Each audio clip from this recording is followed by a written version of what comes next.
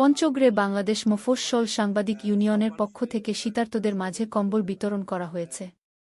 আপনারা দেখছেন সমাজের চিত্র টিভি সংবাদ। পঞ্চগড় থেকে তোতা মিয়ার ভিডিও চিত্রে দেখুন বিস্তারিত।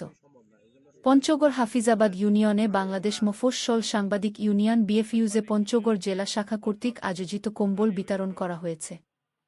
এ আয়োজনের সার্বিক তত্ত্বাবধানে ছিলেন হাফিজাবাদ ইউনিয়নের বাংলাদেশ মফস্বল সাংবাদিক ইউনিয়নের প্রধান উপদেষ্টা ও সমাজ সেবক আবু আলম মুহাম্মদ হাই হেলাল ও রাজু। সহযোগিতা করেছেন বাংলাদেশ মফস্বল সাংবাদিক ইউনিয়নের পঞ্চগড় জেলা শাখার সভাপতি মোহাম্মদ শাহিন আলম আশিক। ২৭শে জানুয়ারি মঙ্গলবার ঠেগরপাড়া উচ্চ বিদ্যালয় মাঠে শীতার্তদের মাঝে এসব কম্বল বিতরণ করা হয়।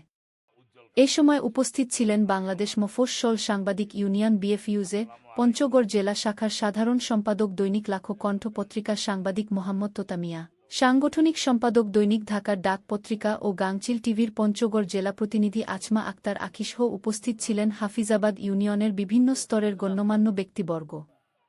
এদিন কয়েক শতাধিক মানুষের মাঝে শীতবস্ত্র কম্বল বিতরণ করা হয়। সমাজের চিত্র টিভি সংবাদের সাথে থাকার জন্য ধন্যবাদ। সবার আগে আপনার এলাকার সংবাদ পেতে আমাদের চ্যানেলটিকে সাবস্ক্রাইব, লাইক, ফলো দিয়ে সাথে থাকুন।